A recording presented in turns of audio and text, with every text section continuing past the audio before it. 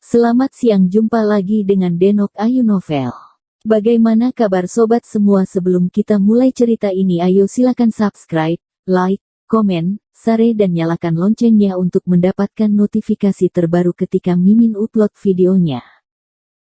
Bab 915 menghilangkan permasalahan. Perkataan Yoron ini sontak membuat semua orang terkejut.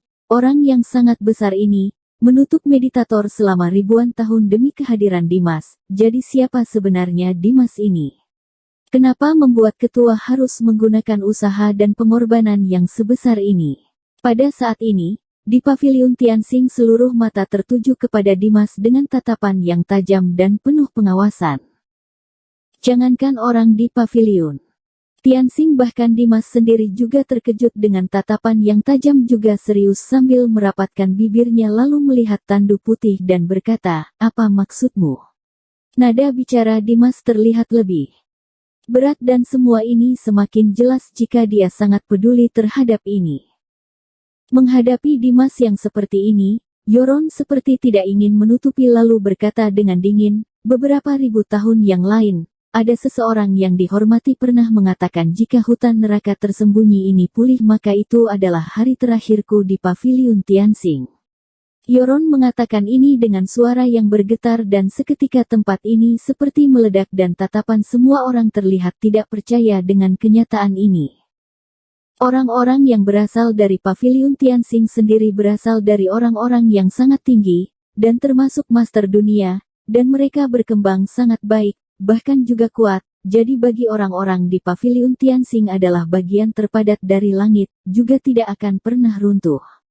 Lalu sekarang ketua yang paling mereka hormati ini malah mengatakan jika kebangkitan hutan neraka tersembunyi ini, malah menjadi akhir bagi paviliun Tianxing, jadi siapa yang akan percaya dengan hal ini? Jika ini bukan keluar dari bibirnya Yoron maka semua orang tidak akan percaya untuk kemungkinan ini.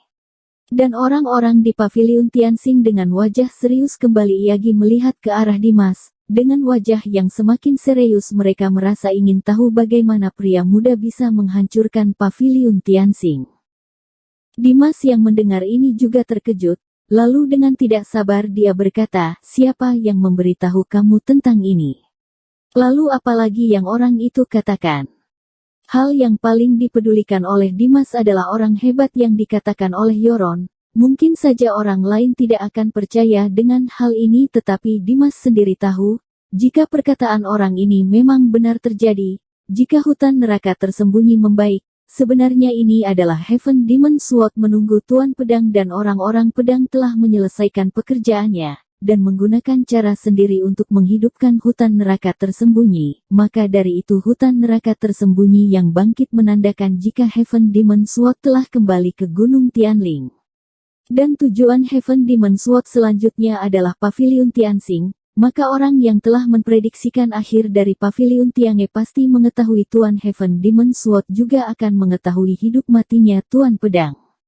Dimas sebagai orang dari Heaven Demon Sword dia sendiri tahu jika dirinya itu adalah Tuan Pedang, dia yang masuk ke dalam Gunung Tianling, lalu membuat Gunung Tianling menjadi berantakan, tetapi sebelumnya dia ingin memperjelas ingatannya dan tidak akan membiarkan petunjuk apapun lolos darinya.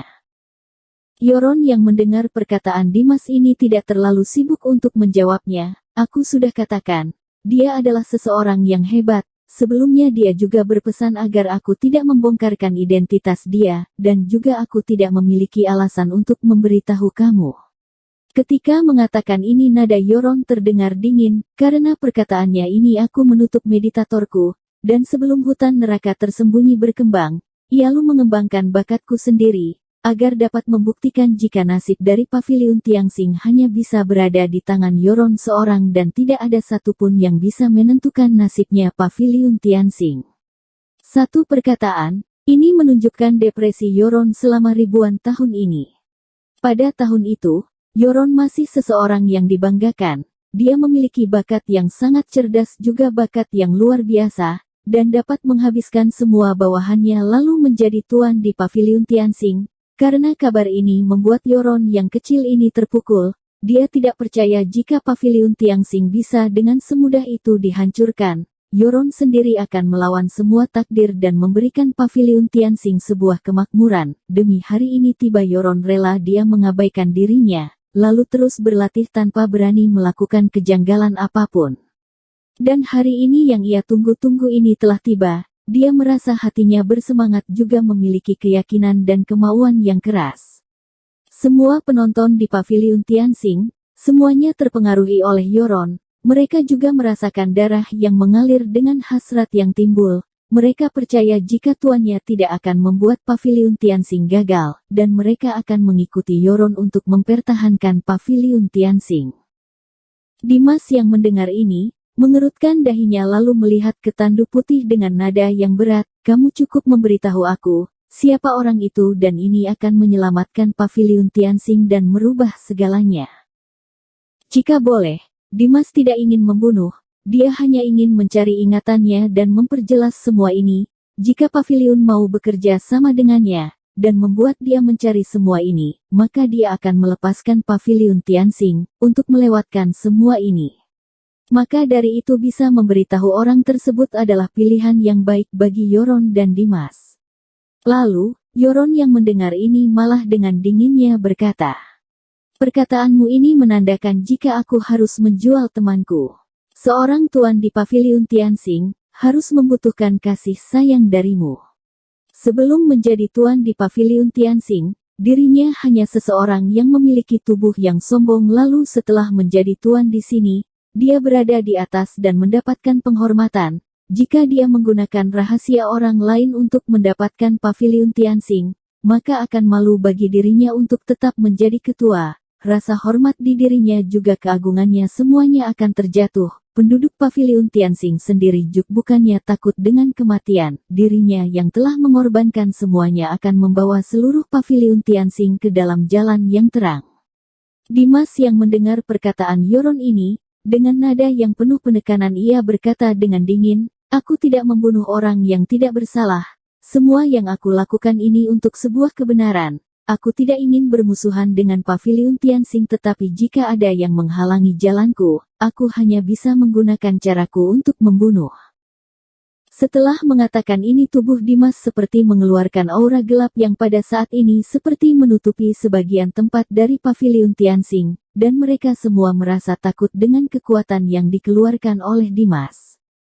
Yoron sendiri dapat merasakan aura dari tubuh Dimas tetapi dia dengan tidak peduli berkata, "Anak muda, kamu tidak perlu mengancam aku, hal yang telah aku putuskan tidak akan pernah berubah, dengan menutup kekuatanku selama beribu tahun lamanya, bukan untuk mendapatkan rasa kasihan darimu, jika kamu mau berperang maka aku akan menghadapi kamu."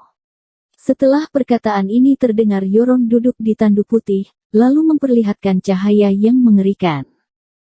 Seluruh orang di Paviliun Tianxing merasa kagum akan hal ini, tubuh mereka seperti memiliki energi dengan darah yang terasa mendidih.